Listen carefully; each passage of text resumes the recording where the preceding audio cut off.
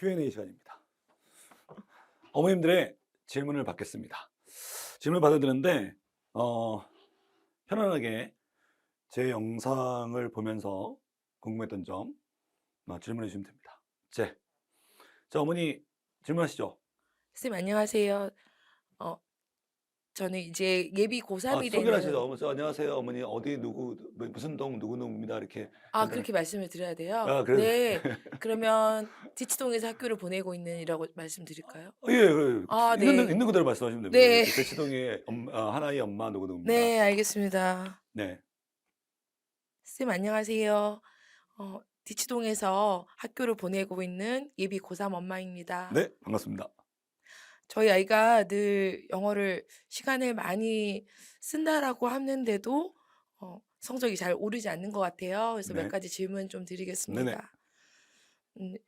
가장 첫 번째, 아이가 계속 틀리는 문제만 계속 틀려오는데 그 부분을 어떻게 공부를 시킬까요?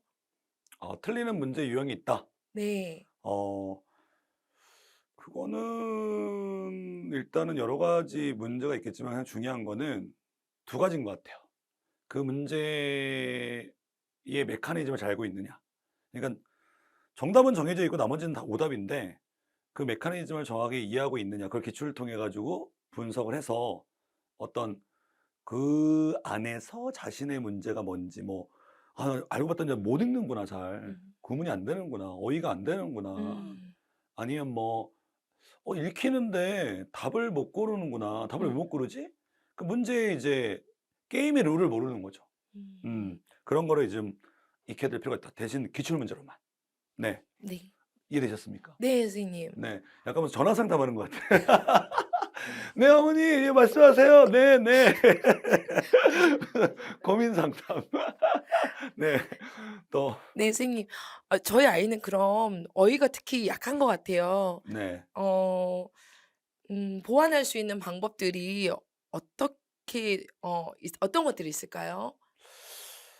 여기 실장님도 계신데 실장님도 이제 영어 통번역까지 하신 분이라 얘기 많이 해 봤는데 어원으로도 공부하고 뭐로도 공부하고 해 봤지만 결국 반복인 것 같아요. 음. 반복, 반복. 근데 그걸 이제 어떻게 하느냐. 근데 네. 저 같은 경우는 이제 애들에게 재밌게 단어 가르쳐 줘요. 다양하게 어원도 이용하고 또 혹은 온갖 쇼를 다 하면서 예를 음. 들면 TINY를 외운다. 음. TINY 어머니 뜻 아세요? tiny, tiny, tiny, very 네. small, tiny. 뭐 네. 이런 식으로 할게요. 죄송합니다. 음. 애들한테 좀 이렇게 어떻게 그런 식으로 해 가지고 이렇게 재밌게 애들에게 네. 좀 인상 깊게 네 음. 가르치려고 노력합니다. 그냥 본질은 역시 자주 보고 반복하는 거다. 그거 외엔 방법이 없다. 세상에 나와 있는 그 단어장 중에 좋은 단어장이 많은데 그럼에도 불구하고 그냥 수능에 빈출되었던 짬뽕된 어휘들을 가장 많이 보고 많이 음. 한다는 얘기는 결국 본인의 의지와 반복 아닐까요? 그런 네. 의지와 반복을 이제 저희 조교들과 제가 꾸준하게 테스트하면서 관리해 주는 거죠. 네. 그런데 아. 그런 거 좋아하시잖아요, 원래. 네 선생님. 어휘 빡시게 해 주는 거 그죠? 네. 네. 저희 아이 같은 경우는 항상 약간 89 점이라는 벽이 있는 것 같아요. 그래서 그 벽을 넘는 데 있어서 계속 문제집만 많이 풀어보는 게 도움이 될지 여쭤보고 싶어요. 80대 후반인데 네. 근데 문제집을 많이 푸는 것보다도 단계적 문제는 풀어야죠. 다만 이제 1년 커리 보셨듯이 좀 순차적으로 쌓아서 사실 문제 푸는 양은 영어 잘하는 애들은 수능 특강 한 권 1 주일이면 다 풀거든요, 음. 잘하는 애들이야. 근데 문제는 그전에 체력을 쌓아야 된다는 거죠. 본격적인 게임에 임하기 위해서는. 기술과 체력을 다 열심히 공부한 다음에 한다면 금방 할 수 있는데 보통 그 정도 수준 되면은 어머니 국어, 영어, 수학, 과학 중에 제가 옛날에 그런 질문을 하거든요. "선생님 영어 성적이 안 올라요." "왜?" 그래?" "예. 저는 항상 80점대 후반에 머물러 있어요." "그래?" 물론 재수생이긴 하지만. 근데 물어봐요. "그럼 너는 수능 공부 100% 중에 영어 공부를 몇 프로 하니?"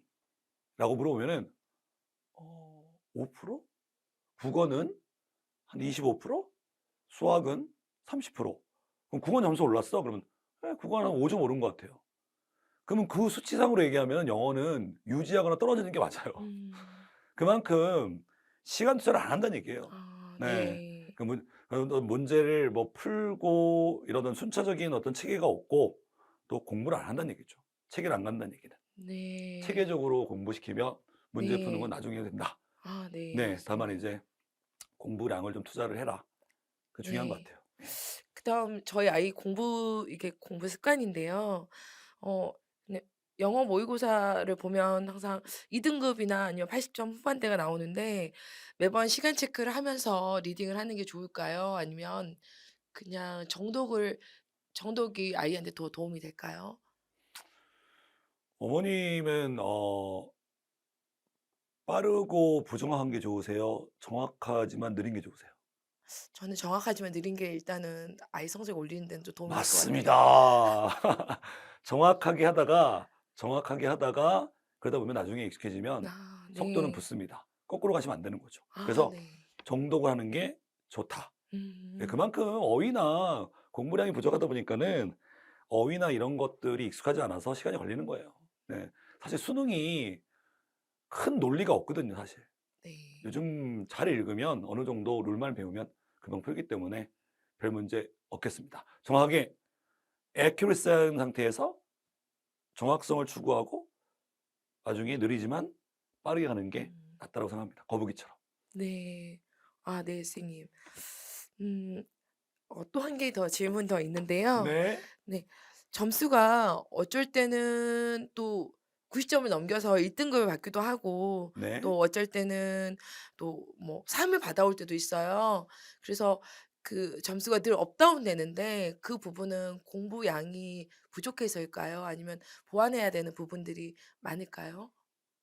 근데 이미 정답은 있는 것 같아요. 어머니 질문 속에서. 그게 양의 부족이에요. 예. 그러니까 네.